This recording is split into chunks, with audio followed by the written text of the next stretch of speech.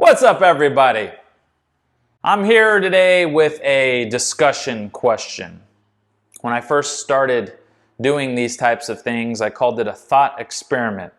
Then I thought that the word thought question would be better. And then I thought about it. And I decided to change the name to discussion question. Because I was kind of thinking about it and I was like, how often would you just sit there and maybe listen to something that I'm presenting and then you actually think about it? I think that's kind of rare. I mean, I would even admit I probably wouldn't engage.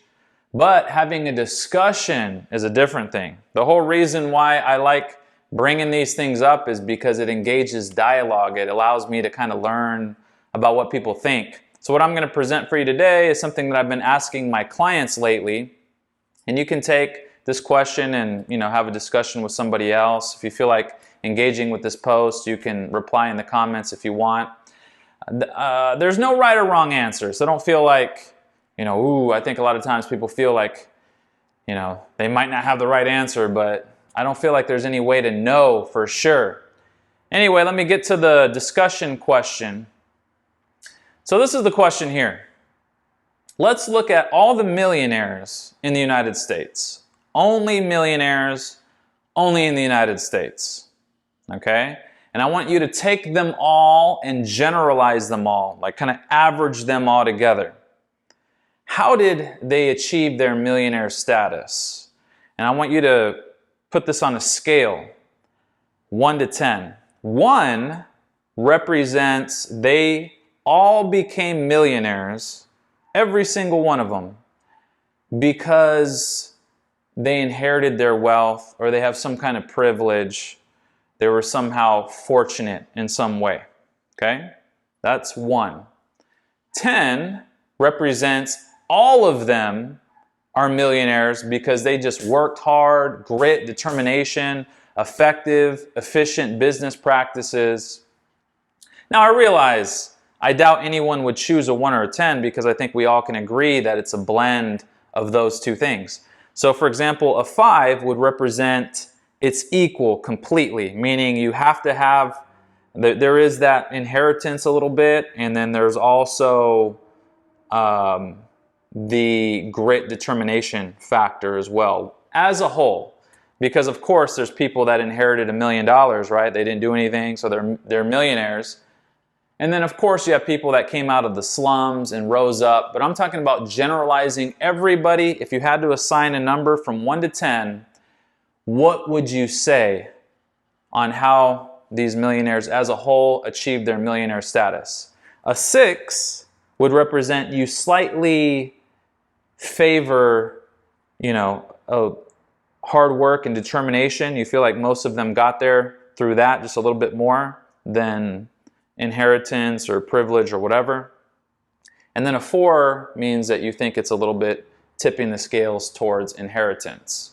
And I'm going to give my thoughts because this is a discussion. I'm not acting like I have the answers. It's just a discussion, that's all. Okay, so that's one discussion question.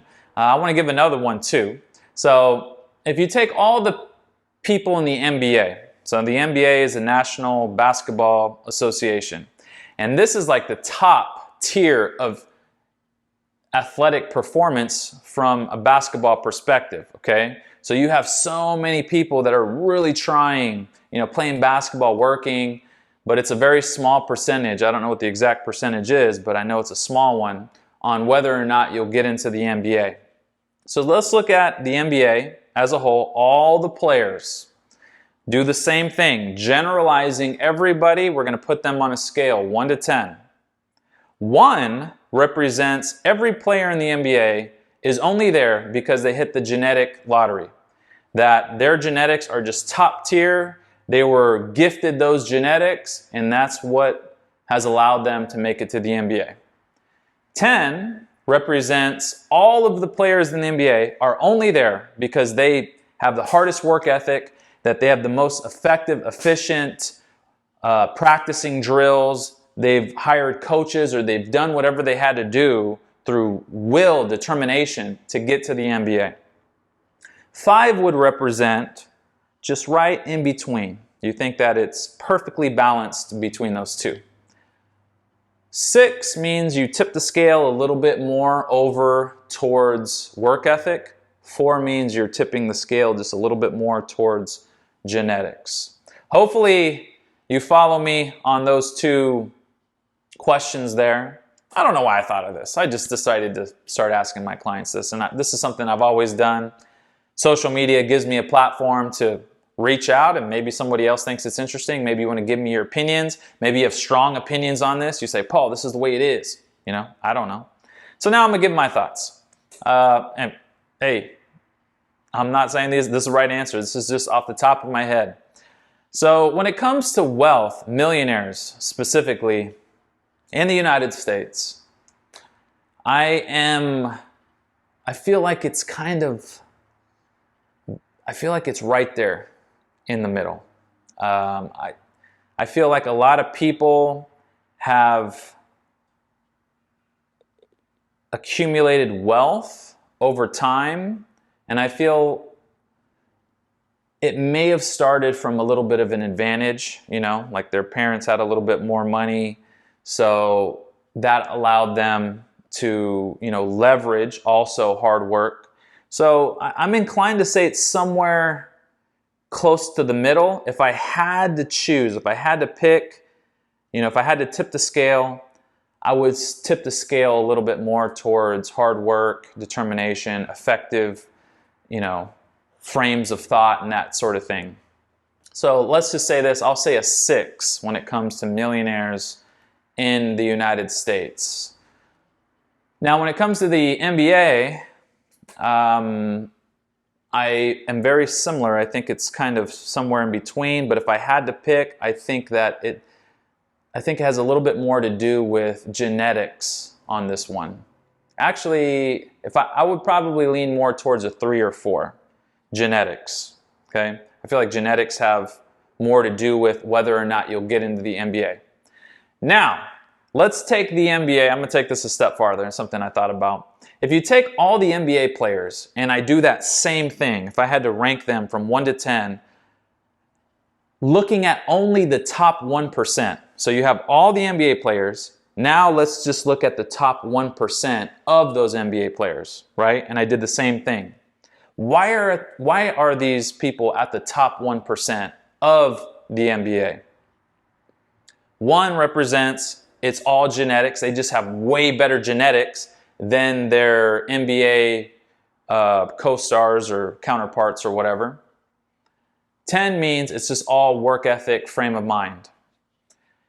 In that situation, when I take the top 1% of the NBA, given the genetic, you know, all those people pretty much, a lot of them pretty much hit the genetic lottery in a lot of ways, I feel like the differentiating factor in that environment has a lot more to do with mind frame, determination, work ethic.